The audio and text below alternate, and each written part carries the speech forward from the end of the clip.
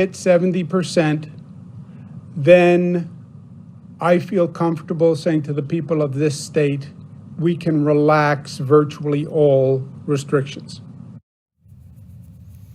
New York Governor Andrew Cuomo announcing yesterday that he will lift, quote, virtually all COVID-19 related restrictions once 70% of the state have been vaccinated.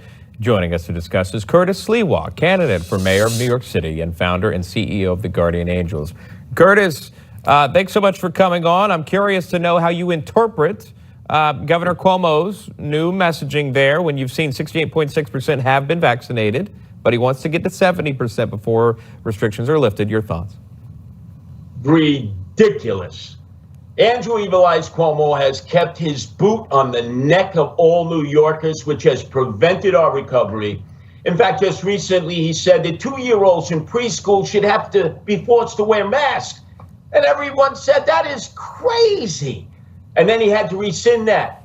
So what Cuomo doesn't understand is his days of constant executive orders are over. The people are resisting. They're in full-scale rebellion. Many people are just refusing to wear the mask. And this nonsense of saying, well, if you get to 70%, why not now? If we're at 68%, what's the difference? We're still having to wear masks in the subways in the sweltering heat. It's like being in a sauna. Children are being told they're going to have to wear masks when they go to summer school and when normal sessions take place in September. This is actually insane in the brain.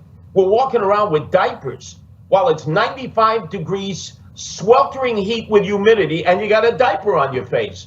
Now, look, if you choose to do that, that's your choice. But it should not be state or city mandated. And both Cuomo and de Blasio have no common sense when it comes to this. Cuomo's in so much hot water with federal investigations, local investigations into how many of the elderly he's responsible for their demise, that obviously he's trying to cultivate some support from the citizens who have said, Cuomo, we've had enough of your nonsense. Well, 52 minutes ago, Governor Cuomo of New York has sent out a tweet saying that there were 16,000 positive cases in New York in January. Yesterday, 463 cases. I mean, it virtually doesn't exist in New York State. That's science. That's fact. That's where it is. 463 cases yesterday in New York. And that's where we are. To move on, though, to a different point, because I am limited in time with you, but the challenge for you is going to be from the Democrats, as you know. You've got candidates like Eric Adams. You've got candidates like Andrew Yang. In a recent Ipsos poll, it showed that the number one issue in New York right now that voters are concerned about, as you well know, is crime. How are you going to tackle that and say that you're the candidate to tackle that? Well, let's face it, 40 points ahead in the Republican primary polls. I will be in the general election, whether it's Eric Adams, Yang. Where were they last summer when there was rioting and looting? They were calling for the defunding of the police. They were the ones saying that we needed to render the cops to be reactive, not proactive. I was there in the front lines, and everyone in New York City knows that. For 42 years, when you think of public safety, you think of Curtis Sliwa, who organized Guardian Angels to patrol the streets, the subways, and the parks, not just here, but around the world. So they may have had an epiphany.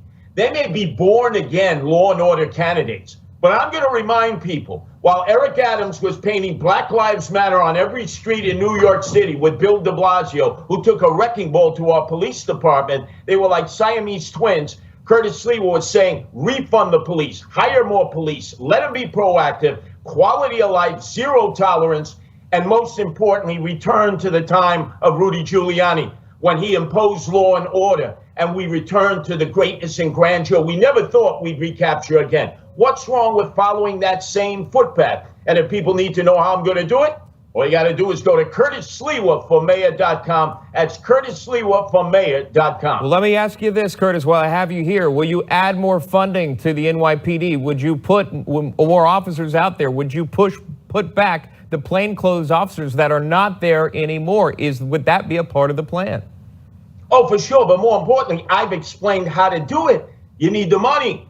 And we're going to be $5 billion in debt because of de Blasio. So what you do is you have an exact property tax on those institutions not paying property tax now. Madison Square Garden, Columbia University, NYU. Believe it or not, they're paying no property tax. So you have a dedicated property tax, you collect the money, you restore the funding to the police department, $1 billion that was robbed from them by de Blasio, the city council, and Cuomo. And then you go about hiring 3,000 new cops, making them proactive again so that they can return to the streets, the parks, and the subways and bring public safety. Because without that, there's no recovery for the city of New York. A lot of people will be saying, hasta la vista. They're off to Florida, Georgia, North Carolina, South Carolina, Virginia, Tennessee, Texas. But they're going to be leaving New York City in droves. And I just want to say, improve, don't move. Give me a chance to rectify this situation like Rudy Giuliani did in 1993.